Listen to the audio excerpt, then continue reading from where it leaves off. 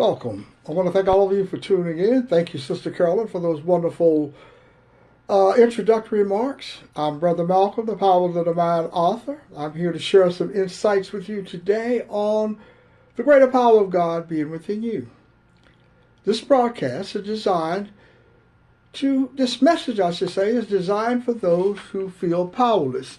Powerless by what others have taught you about the greater power within you. This is not to criticize anyone about their religion or about their beliefs, because I was raised a Christian, so make no mistake about it. I was trained into all of the beliefs and values of Christianity. I was a Baptist. But along the way, I began to realize some other things about life. There were questions that I had, questions that were not answered satisfactorily for me. I wanted to know about this greater power and why so many people who were seeking the power were unable to contact with the power and achieve it. Why did they have to suffer all the time? Why was suffering such a major part of our lifestyle? I am greater than the I that I created. You are greater than the person that society has defined you to be. You have a lot of power. You were born with the power. You were divinely created with a powerful mind. And when you recognize that this great power is within you, then you no longer think of yourself as powerless or victim, or deal with external or topical things that are happening outside of you that you're trying to correct, to make them appear to be to you the way you want them to be. But who are you aware of being? Who is this being that you are aware of today? Who is this person that you're aware of being? Do you have power or you desire power? Can you overcome the conditions in your life? Or are you just hoping? Have we become so enmeshed in our thinking and illusions that we think the illusions are real? We actually think that getting up every morning, doing the things that we do, is the way we were created to live. And not recognize we're doing these things because of our beliefs about where we live, about what we do. Someone has said this is the way human beings should live. And that if human beings were in deep contemplation all the time, we would be totally bored. And that we needed to do all of these things in order to feel good about ourselves. So we need to do all of the things that we do. So, we'll feel better about ourselves. We want to feel better. So we want to find out what it is that we feel better about. Letting go of your dependency on others is the key to opening the mind. A closed mind is one that is already set. Close your mind once you achieve all of the information. So no matter how much you talk to someone about philosophy, which is my educational background, when you want to talk to someone about philosophy, they pretty much, even though they want to tell you, they will tell you that they're open-minded. But in philosophy, you defend philosophers, not yourself. The whole purpose of philosophy is to understand what other philosophers meant, what they said. Then your mind becomes really closed, which you are unaware that it's closed. And in toxicity and victimization and powerlessness, the same thing happens. You close your mind to the power that you have to change your life. You become unwilling at that point to listen to another perspective, another point of view. You will believe that the only way you can live is the way that you're living, and that generations of people live the way that you're living today. And they taught us this way to live. So you would think this about yourself, that this is the way we're supposed to live. And then you go back into history about all of the people that you never met and knew anything about, and how Books have been written about them and all the things that they did, and they must have been on the right track because they were fighting for the same thing that you were fighting for, how to get out of the pain and suffering. So we continue this process. Well, what I'm talking about with Enlightenism is stopping the process. Creating another system in the mind, so to speak. Becoming in contact with the mind. To understand that you are not the person that you are defining yourself to be. Case in point, I can look at someone and say, I like this person or I dislike this person. Who's making this decision? Well, I am. I'm the person that's observing another person. And one of the things I know is that the other person is not me. That I am not the other person. I am someone different. And I'm free to say what I want to think about the other person. But can you do that to yourself? See, can you look at yourself and say, I don't like myself, or I like myself? I don't like myself because I'm acting and thinking like a victim. Is it just an observation, or is it something that you're recognizing about yourself? That you are somehow not this person that you thought you were. You thought you were somebody else. And then when you discover that, no, you're not, that you're greater, then what do you do when you discover that you are not the person that you've been thinking that you were all your life? Looking in the mirror and saying, this is who I am. And I know that I am this person. I'm not the other person in front of me. I'm this person. When we understand that there's a new way to think and live, we open the mind. The mind cannot be closed. And what I mean closed to being receptive to asking questions, dealing with inquiry into why you think and act the way you do. Not being afraid to inquire as to why you think about your life the way you do. And not being afraid to question what you have been told by others. And not being afraid or unwilling to let go of your dependency upon the information that others told you about. So I am sharing a philosophy of the greater power of God within you. Now you have heard, and I have too, that God is in the sky, in the heavens. The heavens are up there in a place unknown to us. We can't see it with a microscope. Telescope, Can't see it with a telescope. So you can't see heaven. It's not a planet like Mars and Jupiter and Saturn and Pluto and all of the others. Earth, it's not that. So what is it? Well, it's a place where God lives. Now, in this place, one of the things that becomes obvious in what I'm sharing with you today, you don't feel a closeness to Mars, Mercury. You don't feel a closeness to it. Venus, all these names that we have made up. They're too far away. They're not connected to us. So someone says to me that God is somewhere away from me, and that the only way that I can connect to God is using a language that I created.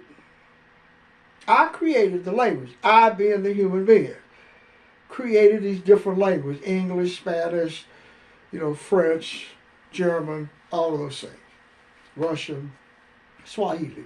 All the things, the language that we're using, we created. And now we're attempting to communicate to a power that is outside of us. in heaven. That we have created the word heaven. And it seems as if when we tried to do this, there was a lot of hoping, wishing, wondering whether anything was going to happen. Was anyone really hearing us, listening to us? Did anyone really feel the pain, understand the pain about human living, violence, hunger, illiteracy? Human illiteracy, meaning the things of the inability to communicate effectively with the language with other people in society. That's all it means. Doesn't mean anyone is stupid. So, what I am sharing is a different perspective for those who are willing to open up their mind. Not to get angry. Not to say, I don't want to hear it because everything that I need to know, I have been taught in the scriptures, and that's it. There's nothing else for me to consider unless I'm getting an interpretation from a trusted source, meaning someone who proclaims themselves to be an interpreter of the scriptures and a messenger of God, according to the way we have been taught. Then people may be willing to listen, because no one really wants to know and understand that it is purported that Moses wrote the first 5 books of the Bible. Okay, he talked about the beginning. And all of this information that he wrote about, he said he got it from God. Now that's the way the story goes. I didn't write the story, and neither did you. None of us were present, just in the world today. So how does what Moses wrote and his interaction with God mesh with what we know today? How relevant is it today for me to know about what Moses had a conversation with God? It's not very helpful to me if I'm hungry, if I'm angry, if I'm in pain, if I'm seeking clarity from the confusion, if I don't want to be the way that I am. Meaning that people are living in the way that they don't really want to be that way, but they're following because their parents taught them. They're following tradition. They're following a way of thinking. But intuitive, you feel something else. Now, I am talking about self-acquired intuitive knowledge. This is knowledge that comes from your independence of others. Your dependency on others to liberate your mind, to free you of your own pain and suffering, that you're in pain and suffering, and asking someone who are administrators of the beliefs that's causing you the pain and suffering. How is that going to work? It's not. So it must be something that you can think, you can imagine, you can ask questions about, you can inquire on your own. And it begins with understanding that if you listen closely to what I'm saying about the greater power of God in you, it will be far different than what you have been told by others. Then you will have to discover for yourself. Don't accept just naturally what I'm saying, but don't just dismiss it. Inquire. Ask questions.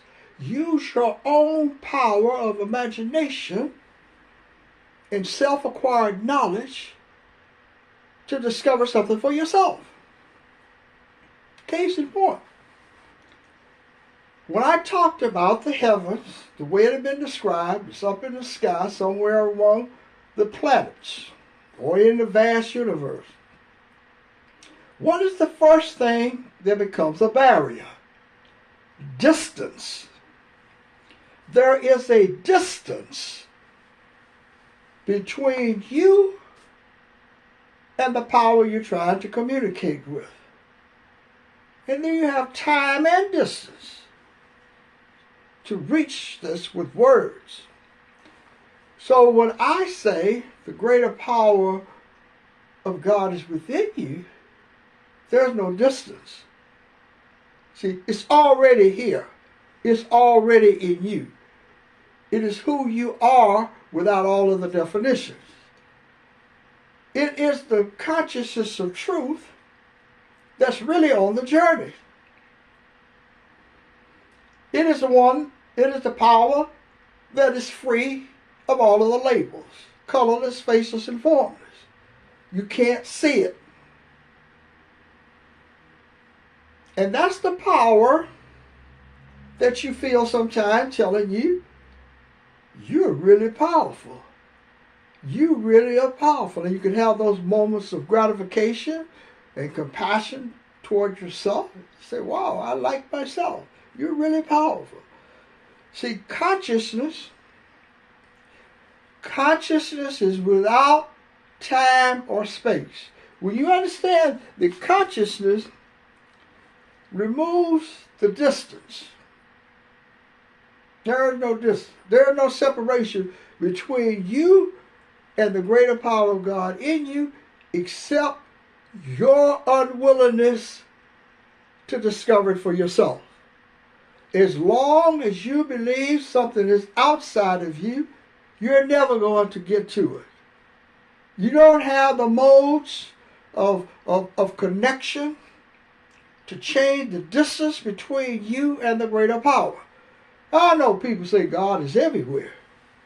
If that's the case, then what I'm saying to you corresponds with something that you've heard. Because it's in you, this power. And you cannot enslave this power at all. You can enslave me, the form, because I have been taught to believe that all power is outside of me. So I'm chasing after all of the intellectual things that I can acquire so that I can feel that I am someone communicating with the world effectively so people can basically understand what I'm talking about. But when you remove distance, you remove time and consciousness. You see, the consciousness never dies. It is immune to death. You know why? It was never born. See, Moses didn't talk about the birth of God. He talked about the birth of humans. And the reason he talked about the birth of humans is he knew nothing about the birth of God. Because this power is not born, so it never dies. It cannot die because it's not born. Now you see, now you get into understanding, now this is how you want to live your life. You got all of this power in you, then you can understand the body, your form, is time-based. Meaning it was born and it's going to die. Body's going to die, no matter how you want to get around it. And the journey here is to be a joyful journey where we're not suffering. We're not creating laws. We're not creating all kinds of beliefs to cause each other to suffer. And for others to elevate themselves based upon someone else's suffering. Because of a desire to be famous or to be looked upon as someone that is greater than someone else. That's all in toxicity, folks. But when you recognize that your body should be treated in a different way from birth, meaning the child that you're raising should be taught the greater power of God is within the child. And you would see not probably, I know you would see some drastic changes in the society where I'm living. You will begin to see that everyone can see the value in each other. You can look at a person and know that the power, the greater power of God is within them. Then you're reluctant then just to take some action toward a person based upon the form, based upon the way I look. Period. No one. The people that people are protesting for, the people that have been enslaved throughout time, they were enslaved because of the way they looked. No one thought that God was in them. They thought God was in the sky, looking down, sanctioning dysfunctional behavior and toxicity. So no one said, oh, I'm not going to shoot this person because I have societal authority to do it, because that person has the greater power of God within them. So when you understand consciousness is unborn, it's timeless, it's limitless, and you can only know this if you discover it for yourself.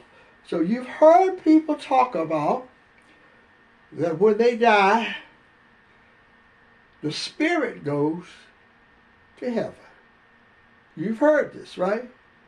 Where is the spirit? Spirit is something that's invisible. So is consciousness. Then you cut through all of this. See, now you're unraveling the layers of confusion about the greater power. And it all ends up, even if you want to read the scriptures or whatever you want to read, it will end up, if you read it close enough, that the greater power of God is within you. And if the greater power of God is within you, then you should never think of yourself as powerless or a victim. Never. Because you are divinely created with a powerful mind. I'm Brother Malcolm. Thank you for stopping by. Check back with me later on. I'll have some more insights on this great power that's within you. Have a great day, and thanks so much.